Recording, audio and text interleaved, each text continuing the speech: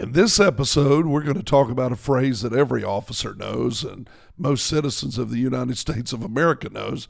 When we go to court, we swear to tell the truth, the whole truth, and nothing but the truth, so help me God. Tune in as we share about the truth. Dadgummit. That's going to drive me nuts. I don't know.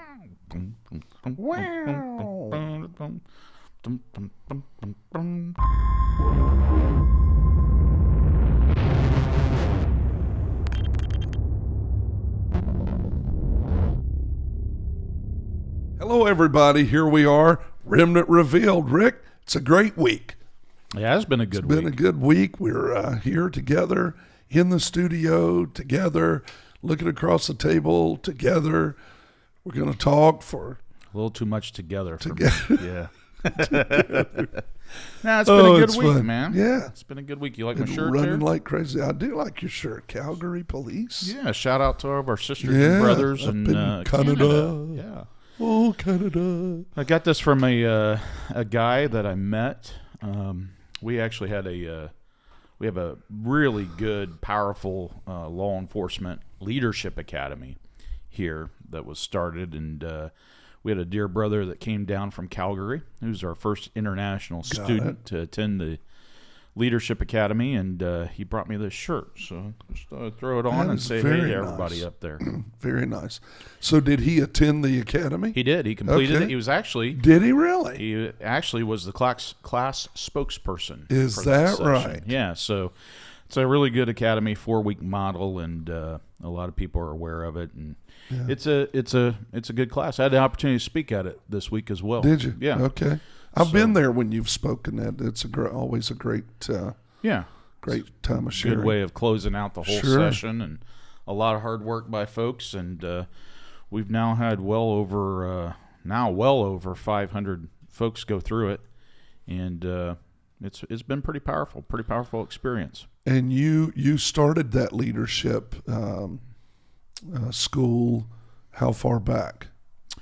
How long has it been The going? first one we launched was in 2010. Okay. Yeah, so it's been a minute. 13 years. Yeah. Yeah, That's yeah, a so minute. it's been sustainable. Our good 513. friend Bill Westfall participates Oh, in it. man, I So, love Bill Westfall. He's been on the program, actually. Yeah. So go back and look in the library if you haven't seen it yet. Yeah, Watch the what a episode great with leader. Mr. Bill Westfall. That was a great episode, actually.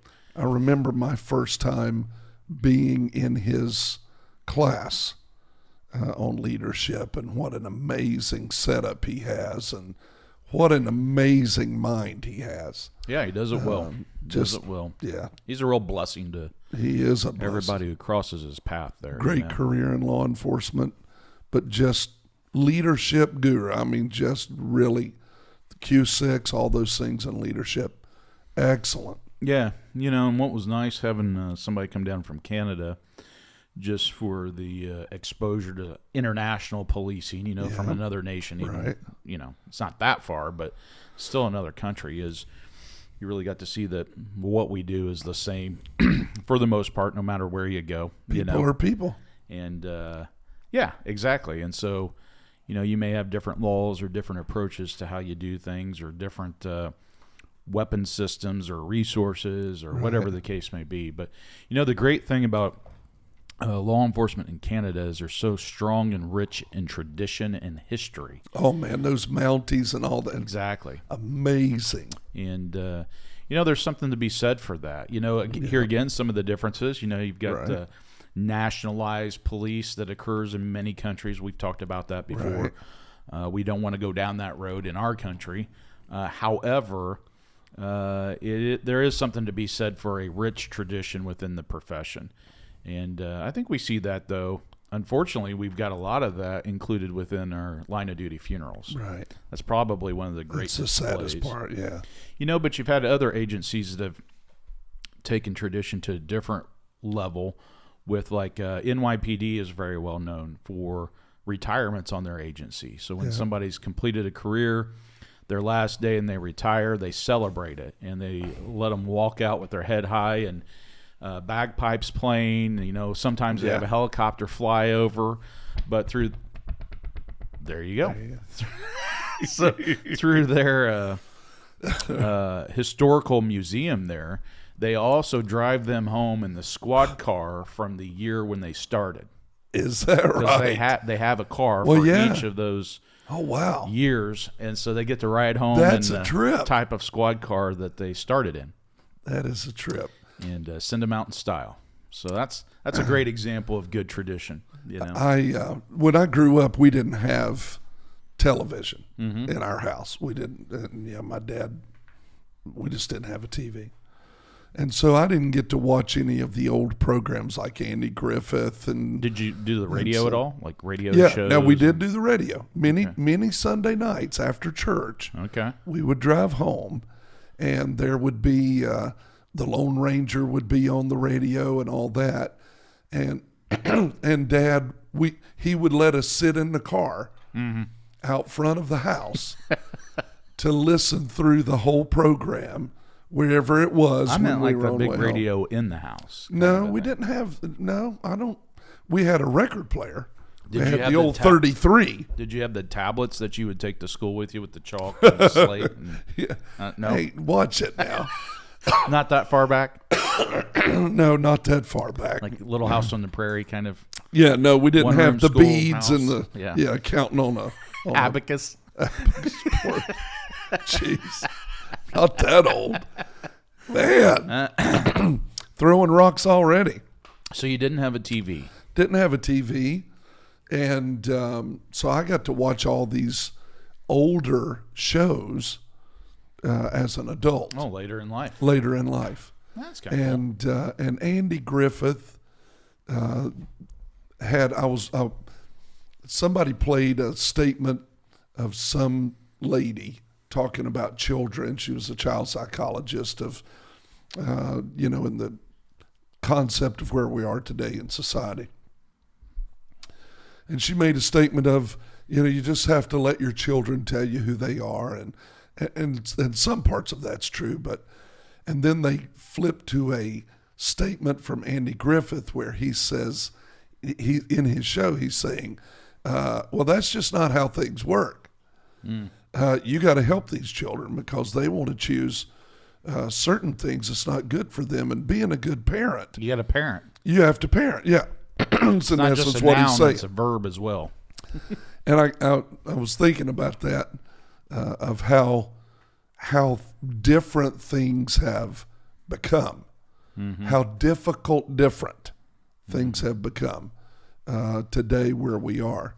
And I'm sure that's very relevant to the job today for law enforcement officers. Yeah, that's true too. Yeah. So many things that are different approaches, new styles of training, new styles of tactics, and all those things. Invariably, though, you get back to basics. I mean, It always same comes thing back. like these other countries. Yeah. You still have a lot of things that are the same throughout, no matter how you do it. Sin is sin, Yeah. no matter what country you're in. Right. Murder is murder. Right. All the way across the board. Stealing, name the list of the things that law enforcement officers have to go out and enforce the law over or deal with. In many countries, it's the same. Well, Because human beings and the depravity of man is the same. you look at that with Andy Griffith, what he was saying all the way back then, sounds like, based on what you're talking about, would still apply today. Still right? applies today. To be a parent, you got a parent. Yep. And that doesn't mean befriending your child. It means parenting your child. That's right. And by parenting them, that's how you love them. Great example of our Heavenly Father as well, right? That's exactly right. And he made a statement. He said, children, because they're children, will go after shiny things. Yeah. They go after flashy things. Yeah. And as a parent, fads. Mm-hmm. And as a parent, you have to be the one to say, well, that may look good today, but they don't see, his statement was, but they don't see the hook in it. The barbs. The barbs. Mm-hmm. And he said, as a parent, you have to tell them how that's going to affect them later on down the road in life. Man, that's good, yeah. So the barbs and then that hook gets stuck in you, and so the flashy thing hooks you in, and you can't get away from that's it. right. Yeah, when you want to. Right. Yeah, boy, isn't that true for boy, today. and it pulls you in. That's a fact. Wow. Good old Andy Griffith. I'm telling you, Andy man. Griffith. You just can't beat it. Some of the greatest training videos there are for law enforcement officers. That's right. That's Back right. to I've heard you say basics. that Yeah, before. man. Back to basics. Yeah. So speaking of that, since we're on that, we're just on that. I know cops don't like cop shows. Yeah, no. Invariably. I definitely don't. I Most think I've shared cops that I talk before. to. I like Andy Griffith. and Right. Great realism. in it. Right. People find that hard to believe, but it really is. But all these other cop shows that are flashy and throwing flashbangs and, jumping walls Doing and all all this this- other yeah. crazy. So those things a lot of times hook young men Yeah. and young ladies into becoming officers, but once they're actually doing the job, they're like, Yeah, most definitely. Somebody lied on that program. Well, you This think is- about modern recruitment efforts, right? Yeah. Everybody's trying to recruit officers because nobody wants to do the job. So you look at these recruitment ads and photos and all this stuff, and they always show the helicopters again, the SWAT teams, the canines, the horse patrol, all these other things, specialty units hook you in with the flashy stuff, right? But then folks join the department, and then they find the stark reality of the, late shift, patrol, the runs that you're on, day after day after day. the stinky situations you're in, and grotesque things. Oh my gosh! And you're sitting there wondering, and also the boredom of it that can occur. And you're wondering, nobody ever really told me about this part. Yeah. So that's what I always say, it doesn't take long for the great disillusionment to set in within your career. But that's the importance of really career development. Part of things like the Leadership Academy. That's what they're really designed to do, is because most people will plateau in their career and in their progression of their career. You really usually between years 7 and 10. That's where the true reality sets in. Year 5, you're getting there, but 7 to 10 years is where you see most officers hit a plateau in their career where they've kind of done all the cool stuff, Right. and they've also experienced the not so cool stuff, and then this disillusionment sets in because now you're thinking every day is going to be like this. Right. And if I do a full career, 20, 25, 30 years, they can't process that, right? They've also usually had a couple critical incidents that have occurred of some kind Right. that can really shoot you down different pathways and whatnot. But here's how you know also that they've reached I always call it the great plateau in the career, and it's usually the fork in the road in the career. A significant amount of your blue suicides that occur are usually in that 7 to 10 year mark. Yeah. And so, one of the things that we took upon ourselves in terms of looking at career and leadership development, professional development, is why is that? What's going on in 7 to 10 years? Well, you see the plateauing. You see people start losing the momentum in their career, maybe the interest. They've gone to they've seen the flaws in the court system, the unfairness that can occur when they watch people who are really guilty of heinous things get a slap on the wrist, that kind of stuff. That's where the disillusionment sets in. And so what a lot of times what I advocate for, and a lot of people talk about, which is how do you engage officers at that point in their career? Yeah. And you can do that through things like the Leadership Academy. And what you're really doing is you're driving them back to their purpose. Right. Why is it? We've Why talked do we about do that. what we do? That's the time where you really have to have those strong discussions and get the officer focused back on that. When I spoke at the Leadership Academy yesterday, we were having a discussion, and I asked that question, what does this drive us back to? And somebody raised their hand, and they used that word, purpose. And I thought, man, You got it. that's exactly the way to put it, right? And if you lose purpose in life, you see the outcomes and the tragedy of the shadow and scourge of suicide. The Bible says it this way: without vision, the people perish. That's right. Another interpretation, as they run around as one wildly in a field, having no direction. Chasing your tail. chasing your Yeah. tail. And that's exactly the thing that we are doing our best to try to help officers with, not lose sight of that purpose. Well, what I pointed out is, so isn't it interesting that that's exactly what agenda-driven groups are Being trying to attacked. do, Oh, which yeah. is drive the purpose out Yeah. of what you do. That's exactly You drive the purpose out of policing, you'll drive the police away from the profession. You don't think that the psychologists and people who get involved in all these wild social programs don't know how to psychologically do warfare about things like that I want to say and that. teach it in college and school? I want to say that again because that clicked with me. If you drive the purpose out of policing, you drive the police out of the profession. That's exactly right. That's it. You ought to write that down. Probably ought to. Yeah, That actually pretty well sums it it up. does. And, you know, the one thing that we talk about is, hey, if you ever reach the day where the police in the profession throw in the towel and walk away. Speaking of Canada, I saw a there's a They're video. getting a ticket for that. There's a video that's going around where some of the provisional police up in Canada, they put out a video, and it's a female officer in her squad car, and it's a deal where they haven't been paying them right, they haven't been treating them right, and she has a can in the passenger seat, and she's slowly taking pieces of her uniform off and throwing it in that can, all the way down to her police hat. She takes her badge out of her wallet, she throws it in there, strips pieces of equipment in there, strips it all down, and then opens her door and walks out of the police vehicle, and all you see is an empty seat in a police car and the door dinging. Banging against the wow. You know, like the dinger in the car. Right. Ding, ding, Right. ding. That's all you hear. And it really strikes you that when you take the police officer out of that squad car has no usefulness whatsoever. Yeah. It just sits there, right? Yep, empty. And it's exactly what we're talking about. And so I think people have to start asking the question, why would somebody want to drive the purpose out of policing so that they could drive the police out of the profession. Right? Yeah. It's what we talk about with our saying, I say Why it are all the they time. trying to break? If you everything? break it, you can remake it. That's right. That's why they're trying to break Yeah, it. I agree. So, Pretty rough. yeah.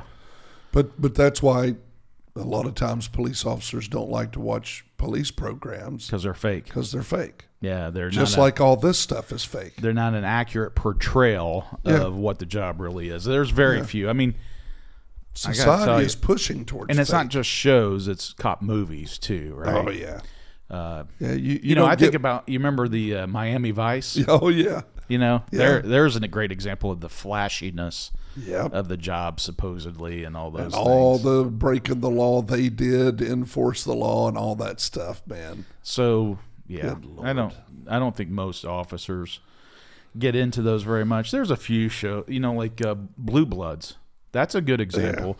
And that actually is fairly accurate in a lot of respects. But if you Right. think about that show, what's different about it? Well, it shows a lot of family side of the job, Right.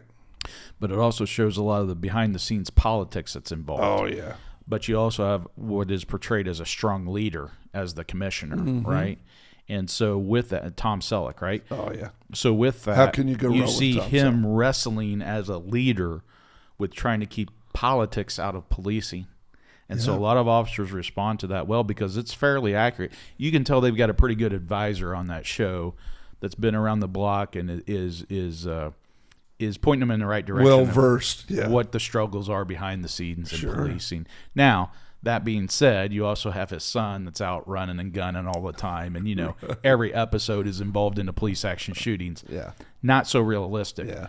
But the other components to it are pretty close. It's about the best that I think you got going out there. Yeah. The NCIS stuff and all that. All that. Yeah. It's Well, a bit much. they take liberty. An think? actor's liberty. Well, yeah, Just a little bit. Because if people really saw the majority of what takes place, they wouldn't want to watch it. It's not as entertaining, right? No, I mean you're getting vomited on by people every day and having to deal with irate individuals that just can't get along and they don't want to talk it or work it through, or people using the police department as parents. Well, and they also The don't whole show nine the yards. report writing Oh, the right. follow-on with Hours courts, and hours right? of court. The 8-10 times the case has been continued, and you don't find out till you show up to court On your day off. on your day off, and and your after you worked all child, night. and you haven't seen your children, and you show up to court, and you sit there for 4 hours for a judge to say, I think we're going to continue this until next month. And Yep. you're like, Yep. great. And then you miss That your day doesn't- off. That doesn't make it into the TV No, shows. that doesn't, because that's boring. Yeah, that's just life. Definitely a difference between fact versus fiction, right? Right. You know, one of the things that we talk about, even with all the how people, are critical of policing. You know, we've also heard for some time now, about what lives matter and all those things. One of the things that we always talk about is, hey, facts matter. Facts matter. The truth is The what truth actually matters. right? Yeah, Jesus said that. Well, yeah, he did. And not only does it matter, but it also brings freedom. Mm-hmm. Here's what Jesus said. You will be my disciples indeed, and you shall know the truth, and the truth, not a truth, not your truth, not my truth, the truth. You shall know the truth, and the truth shall make you free. That's people probably know that verse more from hearing it with Martin Luther King would often say, Right. right? Yeah. And so it begs this question: so what's truth? Yeah. Right? Well, he goes on. He says, verily, verily, I say unto you, whosoever commits sin is the servant of sin. And, of course, every cop knows that because they deal with people over and over and over who keep going back to the same thing because they are a servant to those sinful struggles in their life, right? And the servant abides not in the house forever, but the Son, capital S, abides forever. If the Son, therefore, shall make you free, you shall be free indeed. Yeah. And again, that's the point. So when people talk about that, again, it's this thing of your truth, my truth, and then there's the truth. That's right. What is the truth? Well, the one who said these things, he said that he was the way, the truth, and the life, right? Yeah. So, and your truth or my truth always binds us. But his truth, being Sets you the free. truth, sets you free. that is right. Yeah. Well, and that's a great example of where people are bogged down in sin, in untruthfulness, Right. in all the negative things, deadly things in life. They really get locked into that, chained down into bondage of that, No doubt. and find it very hard to break free. The only thing that will break them free is the truth, That's And right. I've been seeing this a lot lately, and I've spoken out about it publicly a lot lately too. But where we see things like people who are can't get free of addiction, right? Right. Drug addiction, who are falling into the results of addiction, homelessness, crime, poor health, all these other Right. things. You watch all these. I mean, we're even seeing it in courts. We have a court where they spin a will. Now, follow me on this. It's a drug court, and if you show up to court on time, they'll spin a will, and then it can land on things like you get a little Snickers candy bar, or you get a fist bump from the judge, or everybody in the courtroom has to stand up and give you a standing ovation. And what angers me with that is it's as though that's going to encourage people in a way that it breaks them free from their addiction. That doesn't do anything. Is that a game show? That's a courtroom. That's a court of law. And so my whole point in anger with that is you got people that are dying, man. What? Dying from these issues. And you're sitting in a court playing games, spinning a wheel, acting as though that's going to encourage and empower them to get free of that addiction. That's not about getting them free. That's really almost making a mockery out of what they're going through. This is where I go back to courts and the law and all of those things, that process, that doesn't get people free from what's binding them. It doesn't get them free from it doesn't. sin. But here again, these are the same courts where we've ripped the 10 Commandments out of the courtroom. Right. It's the same courts where we tried to inject supervision and oversight by man versus that of God. And then we wonder why it doesn't work. Right. That's where, again, people have to keep speaking the truth into the situation. When you speak truth, Jesus, into the situation, things change. That's exactly Change right. for the better. Change for the better. And he said, if I set you free, you're free indeed. You're free indeed. Yeah. Yeah. Yeah, if you come to me, I set you free. You're free indeed. No doubt. Man, that's powerful. Well, and then the other scripture that talks about, to our point, about God's Spirit. 2 Corinthians, yeah. Right? God's Spirit. So 2 Corinthians 3:17, right? 3:17. 3:17 says, where the Spirit of the Lord is, Come on. there is liberty, freedom. Yeah. You know, we're coming up, or we're going to be celebrating the 4th of July, Independence Day, right? That's the whole key, right? You know, we think of, it's definitely as a country in our celebrating our independence, but boy, anybody could celebrate Independence Day any day when they're able to get free of the things that are binding them up. And one of the key parts of that is you have to see sin as bondage. Mm-hmm. If you don't see sin as bondage, if you don't see the effects of what Satan does in your life as bondage, you embrace it as though you're the one that's free. Well, how many times do we hear now? That was it at the end right there. A lot of people say, that's freedom. Yeah. I can do what I want to do. Live my life. Yeah. Man, go out. You just live your life for yourself. Don't worry about that. That's such a lie. Let me know how that works out for you. Because most of those issues, you are going to come in contact with law enforcement because they're going to lead you to break the law. Well, it's the same thing. You know, you talk to people that would be in a courtroom suffering from drug addiction. And again, the thought of, hey, come up here and spin a wheel and you get a little Snickers bar. Right. And somehow that's going to help you. That's really helping keep people in bondage. Right. You're just treating the symptoms, not curing the disease. That's right. And I'm going to tell you, you know, you've heard me say this at even wellness conferences for law enforcement, where we focus on mental and emotional wellness and all these other things. Yep. I've stood up and told my peers, hey, that's great and that's good stuff, but that isn't going to set you free. That's not going to set you free. That's not going to solve your problem. It helps you treat the symptoms along the way. Right. But you got to deal with the heart of the matter. Right. So how far is your stomach from your heart? Mm-hmm. One's going to bless your stomach or the palate of your mouth. But the other one is going to set your heart free and break the desire for those things that keep you bound. Well, that is it. Yeah. And that's the key of that. And that's why, you know, that's why you see radical changes in folks, myself included, when you invite Jesus into the situation, right. into your heart. I'm in that too. The heart of the matter. He starts changing you from the inside out. And he does set you free from all those wicked things.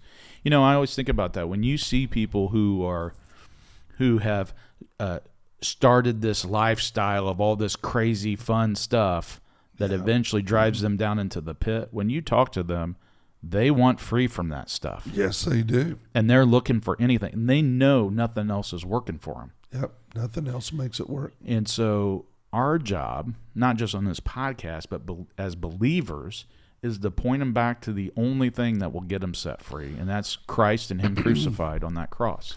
I was with an officer and a young man that the officer was his arresting officer. Mm-hmm. He had gotten in some trouble and committed a crime, got arrested for it. He was his arresting officer. The young man came to him, kind of reminded me of the prodigal son. He came to himself in prison and went, what am I doing? I have so much trauma from my life. I'm letting that dictate and rule my life. I don't want to do that. He reached out to this officer who's now pretty high up in a department. I think he's the acting chief at the moment. And he reached out to him and said, I need help. Would you be willing to mentor me? Would you be willing to help me? And this officer said, absolutely. Right. They started meeting together, working together. on his life. And of course, the officer's testimony is, this young man really changed my life too. Yeah, bless the officer. Bless me. But the greatest thing that he led him to was Jesus Christ. There you go. This officer knew the Lord. He led this young man to Jesus Christ. And they still meet. This has been some years back. They're still together, still meet, still work on things together, still talk about things of life and how to function. He led him to the truth. That's it. These friends that you've been running around with, they're not your friends, son. Mm-hmm. Look at me. I'm going to tell you the truth. The Bible says bad company corrupts good morals.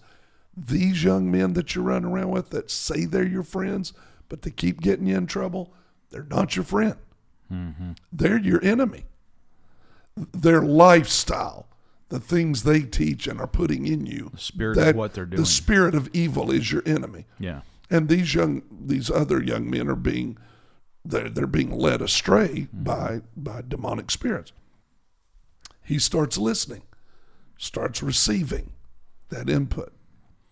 Now his whole life, I had tears in my eyes listening to his testimony, fighting him back now, because his whole life was changed by the freedom of the gospel of Jesus Christ. That's right. And once he started seeing the truth, not just part of the truth, not just a psychological evaluated part of the truth, but the truth, it started having an effect on his future, on his day-to-day walk, on the days that he hadn't even gone into yet because they're in his future. So the freedom that is offered here is not freedom from just your past. I want to make sure everybody understands that. Not just freedom from the feelings or the effects of your today. It's like the writers of these stories, right? These TV shows, sitting together and writing future episodes based off of what they want the actors to play out. God can write a new day for you, a free day for you, and establish in your life a new level of freedom you've never experienced before that will change you forever, give you strength, give you hope. Even officers who are facing days and like we were just talking about, that 7 to 10 year phase where you're hitting those, and this is, especially today, it's even worse. Well, and it's the because question, of the pressure. is this all there is? There you go. You said it earlier. It's when that question comes about when people come to the end of themselves. That's it. Meaning, you can no longer do it anymore. You finally come to the realization that I can't fix this. I can't change this. Like these people go into the courtroom watching them spin a wheel.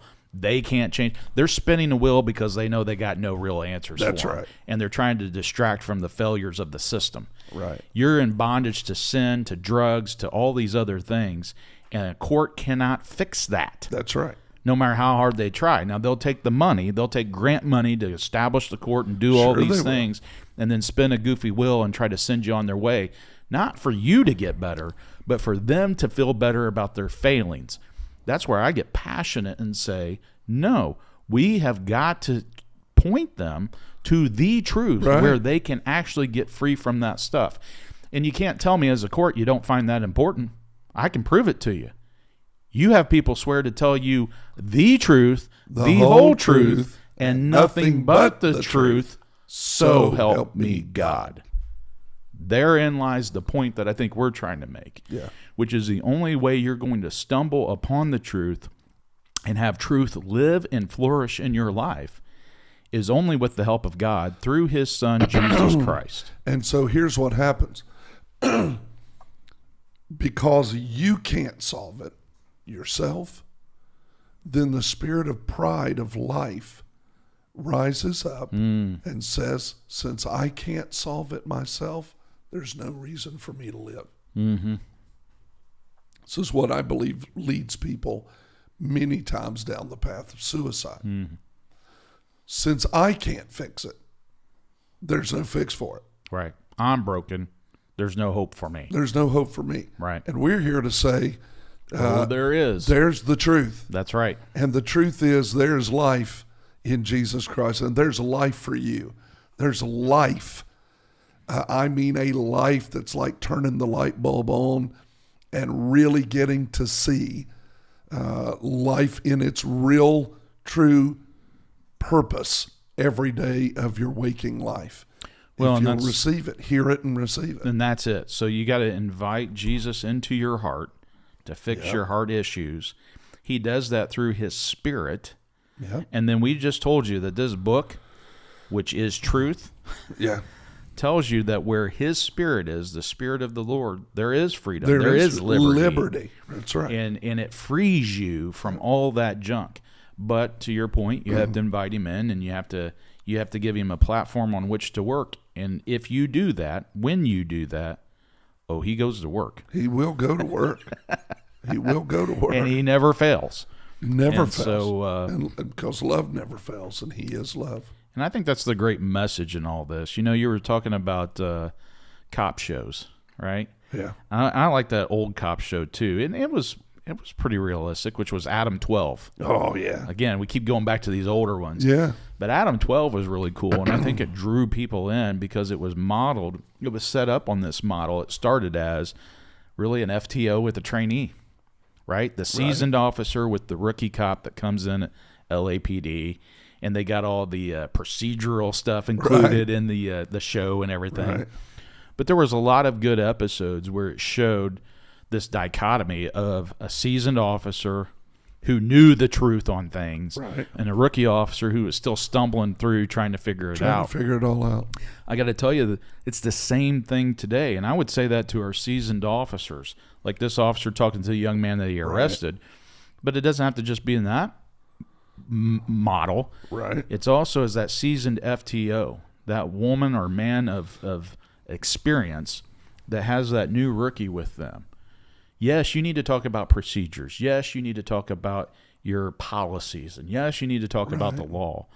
But man, don't miss the opportunity to talk about life and life more abundant, where truth comes from and what is the truth. Remind them why they're doing what they do. Even when they start, remind them why they're doing it. Remind them that they raised their right hand and swore an oath. So help me God. Stay focused. Yeah. And keep them focused on that. Yeah. Because if you can do that, they're going to draw upon those things that you plant into them early on. They're going to draw upon that later in their career. That's right. When they hit that 7 to 10 year mark, maybe you're not around anymore, or maybe you're in a different part of the department and you don't work together anymore. Maybe see each other at training once a year or something like that. Right. They can still draw upon those things that you gave to them way back when. Or when they hit that 20-year mark or they're approaching retirement, you helped get them there based on what you gave them at the very beginning. That's pretty rewarding, my friend. Very rewarding. And another thing I want to add to this for all officers right now who are facing their moment of disillusionment. Mm-hmm.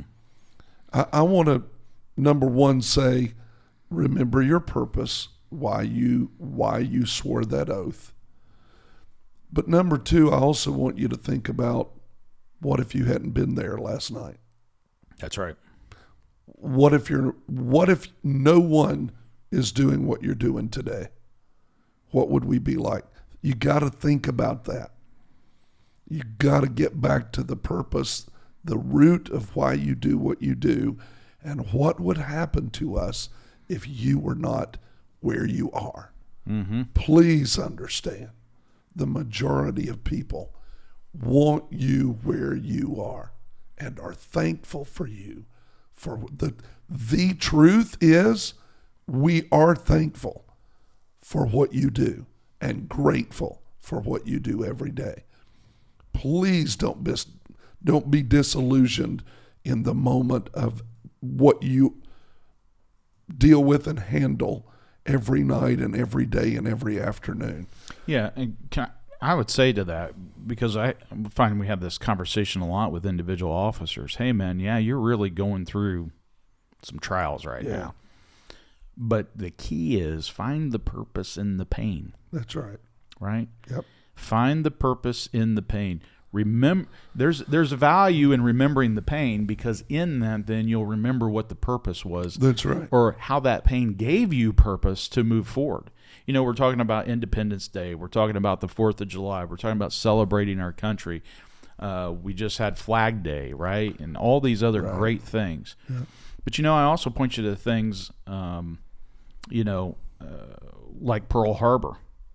You know, out of Pearl Harbor and all the pain of that, a country found a purpose and was reminded why we do what we do as a country. Absolutely. 9/11, right? 9/11, horrible tragedy. Horrible tragedy. Great pain. Out of that pain Devastation. came purpose. That's right. We have women and men who joined the military, served their country, and fought a multi-year war out of the pain that they experienced and witnessed. That's right. We had people that joined law enforcement for that same reason, right? The country music singer, Daryl Worley. Yep. What's the song that he's known for relative to 9/11? Do you remember? That's right. And you think about that, what he's saying to you in that song is, do you remember the pain, but also the purpose that came from that? That's right. And he's pointing you back to your purpose. And your purpose is always tied to a problem. Right. I don't care. Listen, a plumber has purpose Right. because he's tied to a problem. An electrician has purpose, tied to a problem. A police officer has purpose. They are attached to problems. Right. You are not the problem. Don't let the world overwhelm you or media overwhelm you to believe you are the problem. You are not the problem. You're the problem solver. You're the problem solver. But you got to be rooted in the truth to do that. That's exactly right. Or you'll swallow the lie that you're the problem and you're the one that needs to be removed. That's a lie from the pit of hell. That is right. Sin is the problem. Evil is the problem. And you are anointed by God to stand between good and evil and represent good and call evil what it is and deal with it. Don't get confused on that. Well, if you think about it, sin really is separation from God. Right. Sin is being out of alignment with the will of God for your life. That's right. That means sin is not being in God's purpose for your life. That's right. So again, you know, what's crazy is few people ever want to use the word sin when we talk about the challenges that we face in life today. Yeah. But if you take a step back and a very honest look at what we're dealing with, you're going to objectively come to the conclusion, it's sin. It's sin. Bottom line, the thing, an officer asked me one day, he says, so how what's a preacher doing here? I mean, how's that relevant to what we do? And I said, well, you ever thought about everything you arrest people for I preach about and is in the Bible? Right. Sin. And he went, no, I never thought about it like that. I said, Right. of course, it's sin. Do you ever arrest people for doing good? Right. Do you go out? Is there a thing called the righteous police legal book where you go out and find people who are doing good things and you arrest them because they're, and you tell them, don't let me catch you do that again. I'm going to bring you up before the judge because you've been doing good. Your Honor, I want to testify. My affidavit says this person was caught doing good. Absolutely not. Right. Everything that you deal with in society where people are concerned, absolutely, there's a law of God about. There are issues of man. Well, and it's just getting back to the purpose and the will of God for your life. And, Yep. you know, here as a country, we say what? One nation Under under God. God. This country was founded to be fulfilling the purpose of God. Whether people like that or not, That's right. that is what this That's country what was it was founded founded upon. That's right. And we say, you know, even people in Congress that want to say, no, that's not correct, and no, I don't believe that, and there is no God, and all these other things. On the floor of the House of Representatives, the Speaker of the House, their chair, sits under the words, in God we trust. So I think it's important, and as we talk about Independence Day, we talk about refinding our purpose. We talk about, do you remember? Freedom, do you remember? Daryl Worley became a dear friend of mine. Yeah. You know this, but I had the opportunity at this last law enforcement memorial. He came and performed and sang a song for all of our survivors. Yeah. And to honor our fallen officers. And before he went up there and did that, and I had the opportunity, I go and meet with all the people who are performing, singing the national anthem, all that stuff. Sure. But I always ask him if I can pray over him. And I had an opportunity to pray with Daryl Worley, and I'm sure he would remember that. But had the opportunity to meet him, pray with him, and it was kind of full circle. You have this guy that wrote such a powerful song that really represents 9/11 and that great pain and tragedy, points us back to our purpose, and then here he is all these years later encouraging our law enforcement families in their pain. Powerful. At the same time. So shout out to him and thanks to him for all that he's done. I think this is a great message for people to hear as we celebrate independence as a country. You can also celebrate independence as an individual. Yeah, that's good. And get free of all the junk that's in your life. We're not talking about pure perfection in you. We're talking about the perfection of Christ coming to live in you. Sure. And he'll clean all that junk out. He sure will. And he can turn you around and get you back into the will of God. Back into the will of God. Find your purpose, man. Awesome. That's good stuff. That's a lot better than those fake cop shows. That's exactly right. That's exactly right. Not too many cop shows that actually talk about those things, though. That's right. Kind of proves the point. Yeah. But we do here. That's exactly Remnant right. Revealed, man. Remnant Revealed. Hey, thank you so much. Great being with you today. Thank all of you for watching. Don't forget to subscribe, hit the thumbs up, hit the bell, and shoot it out on your social media to people that you know all around. We're just trying to touch lives and help That's key cops. right there. Yeah. And give them a people source of in hope. your social media with the link to these videos. Totally. Help spread the word, but also share the blessing and share the truth. Good deal. That's good stuff, my friend. It is. Hit that bell. Love you. Call you blessed. Nothing you can do about it. See you soon. Hey, thanks for joining us today. Rick and I trust that you heard something that will help your life. And if you believe that it would help others, please make sure and share. Like and subscribe and hit that bell so that you can be notified when the next podcast is available. God bless you, and we'll see you soon.